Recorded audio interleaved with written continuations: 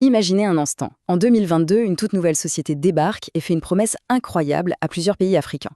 On parle de milliards de dollars juste pour protéger leurs forêts. Ça a l'air génial, non? Sauf que, moins de 2 ans plus tard, tout s'est volatilisé. L'argent, les contrats et même l'entreprise. Alors comment c'est possible? C'est ce qu'on va voir ensemble, dans ce qu'on pourrait appeler l'affaire des crédits carbone fantômes. Alors, pour bien comprendre de quoi on parle, il faut saisir l'échelle. On n'est pas sur un petit projet, hein.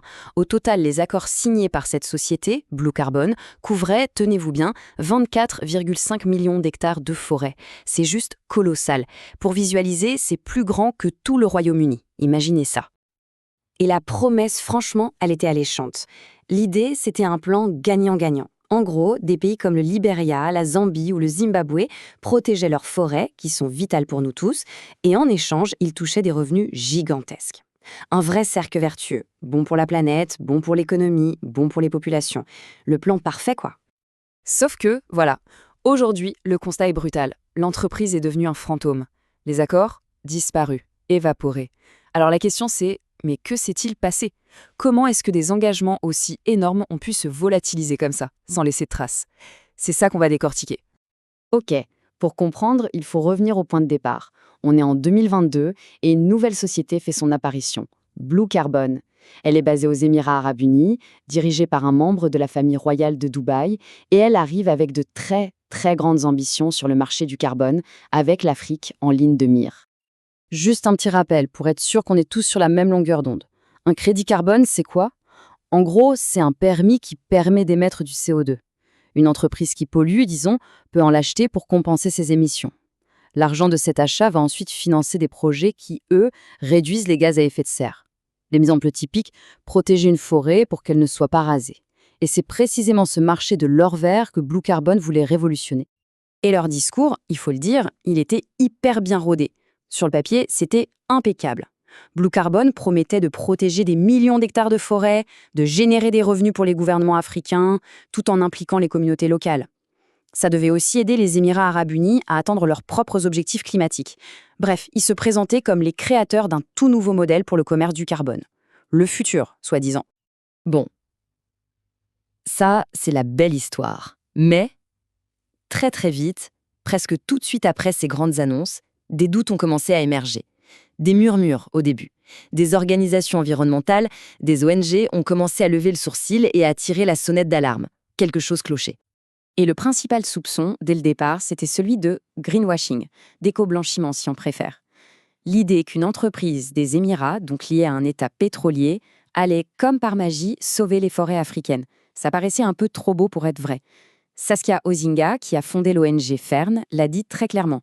Pour elle, Blue Carbon visait clairement à verdir l'image de ses promoteurs et elle ajoute que l'idée était bizarre et n'aurait jamais fonctionné tant pour le climat que pour les forêts et les populations. Et quand on regarde les critiques de plus près, on voit que les signaux d'alerte étaient quand même assez clairs.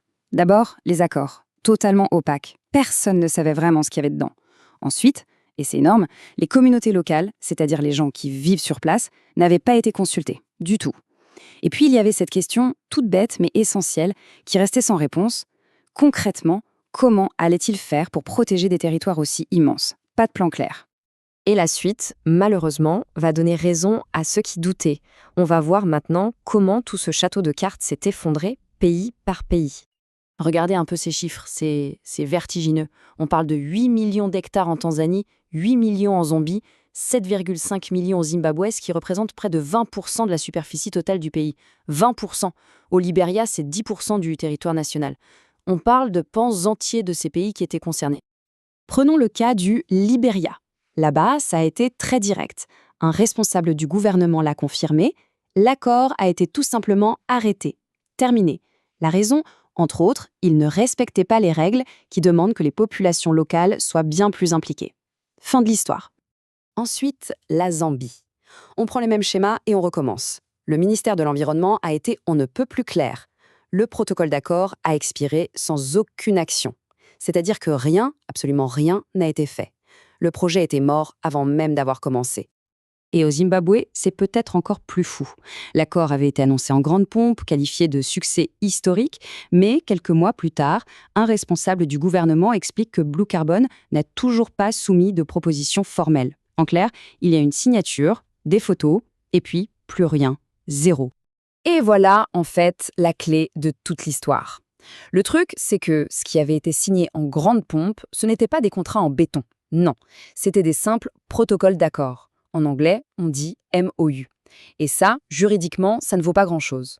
C'est comme dire, on a l'intention de faire quelque chose, mais sans aucune obligation légale derrière. En gros, toute cette promesse de revenus reposait sur du vent.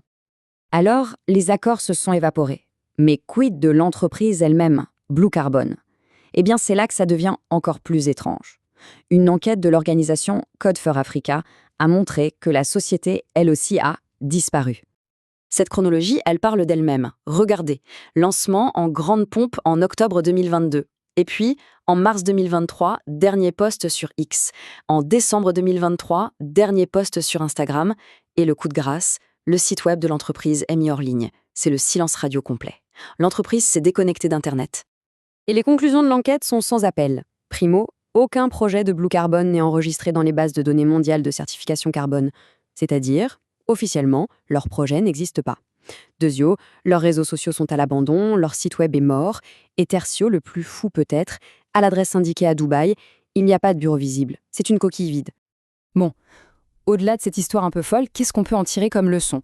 Parce que ce cas, Blue Carbon, c'est une sacrée mise en garde pour tout ce qui touche à la finance climatique et au marché du carbone. En fait, tout l'enjeu est parfaitement résumé par cette citation d'Ingy Johnstone de l'Université d'Oxford. Elle dit qu'il nous faut de la transparence, des normes claires sur l'intégrité des projets et une obligation de rendre des comptes. Pourquoi? Pour garantir qu'ils ne s'évaporent pas dans la nature, comme cela a été le cas ici. C'est exactement ça. Sans règles du jeu strictes, le marché du carbone peut devenir une porte ouverte à des promesses en l'air. Finalement, toute cette affaire Blue Carbon nous laisse avec une question fondamentale. On est tous d'accord, il y a une urgence absolue à financer des solutions pour le climat. C'est crucial. Mais la vraie question, c'est comment on fait pour s'assurer que les belles promesses d'or vert se transforment en actions concrètes sur le terrain et pas juste en du vent. C'est tout le défi pour que la finance verte puisse un jour vraiment tenir ses promesses.